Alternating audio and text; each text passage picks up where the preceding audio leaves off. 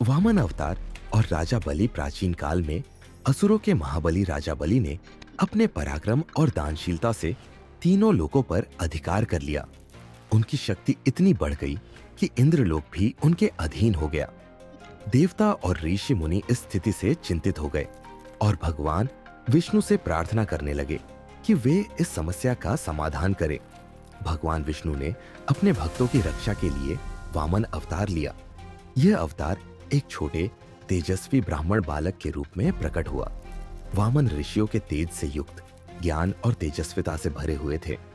वे यज्ञ स्थल पर पहुंचे, जहां राजा बलि विशाल यज्ञ कर रहे थे और ब्राह्मणों को दान दे रहे थे।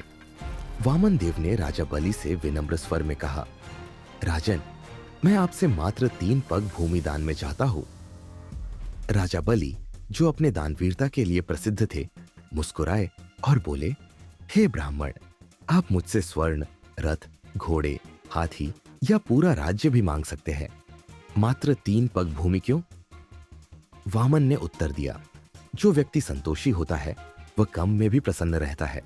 मुझे केवल 3 पग भूमि ही पर्याप्त है।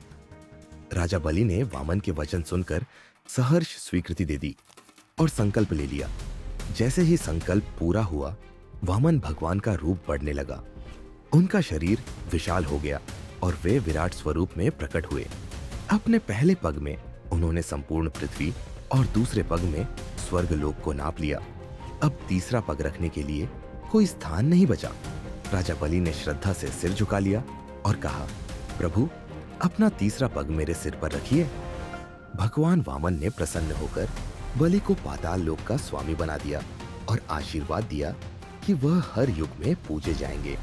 इस प्रकार भगवान विष्णु ने वामन अवतार लेकर राजा बलि के गर्व को विनम्रता में बदल दिया और देवताओं को उनका लोक वापस दिलाया।